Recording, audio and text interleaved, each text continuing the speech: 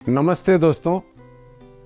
जीवन में सफलता के लिए एजुकेशन के साथ साथ भी कुछ ऐसे गुण या स्किल्स महत्वपूर्ण होते हैं जो हमें अपने प्रोफेशनल और पर्सनल लाइफ में आगे बढ़ाने में सहयोग करते हैं। तो मैं हूं डॉक्टर त्रिलोक शर्मा और पावन ऐप पर आपका हार्दिक स्वागत करता हूं।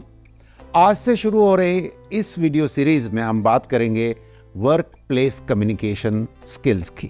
तो इस वजह से हमें यह समझना बहुत आवश्यक है कि हमारा कम से कम कार्यस्थल पर तो संवाद इतना प्रभावशाली हो कि हम चाहे अपने समकक्ष अधिकारियों से, चाहे अपने उच्च अधिकारियों से बात करें या चाहे अपने अधीनस्थ कर्मचारियों से बात करें, हमें पूर्ण आत्मविश्वास और एक ऐसा ठोस भावनात्मक जुड़ाव होना चाहिए कि हम अपनी बात को सही तरीके से कह सकें।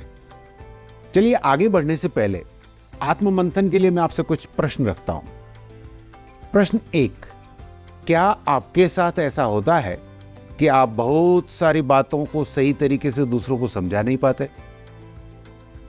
दूसरी स्थिति, क्या आपने कभी ऐसा महसूस किया है कि जो आदमी आपको सूचना दे रहा है वो सूचनाएं आपको या तो आधी अधूरी लग रही हैं या पूरी तरह से समझ नहीं आ रही है? दोनों का मतलब एक ही है। तो हो सकता है कि वो आधी अधूरी सूचनाएं दे रहा हो सकता है कि आपको समझ में नहीं आ रही है।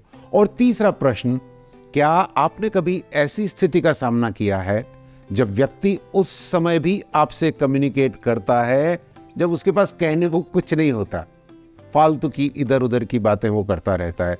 और आखिरी सवाल, क्या कभी आपने ऐसा महसूस किया है कि कोई व्यक्ति अपनी भावनाओं को छुपाते हुए आपसे कुछ कहने की कोशिश कर रहा है, यानी कि उसके मन में कुछ और है और उसके मुंह पर कुछ और है?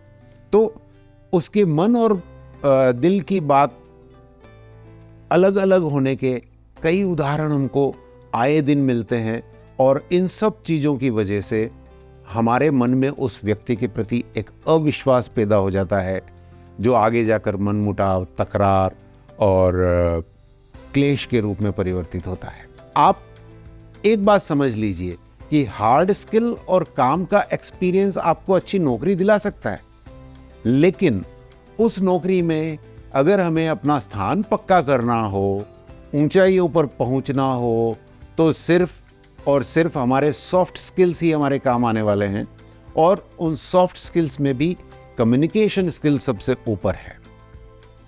इसलिए सभी बोलते हैं कि अपने कम्युनिकेशन स्किल को सुधारने पर ध्यान दो, लेकिन यह करना कैसे है ये कोई नहीं बताता।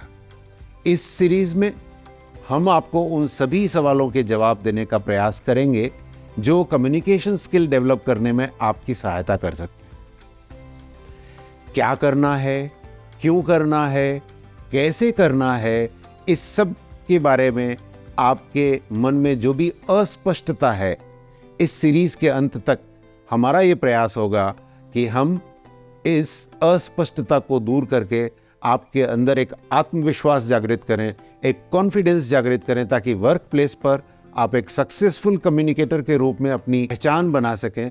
आपको कम्युनिकेशन स्किल्स सुधारने के लिए और उसमें और ज़्यादा क्लैरिटी लाने के लिए कुछ टिप्स देना चाहूँगा।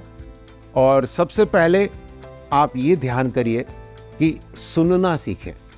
अगर आप किसी को कुछ सुनाना चाहते हैं तो आपको भी सुनना आना चाहिए।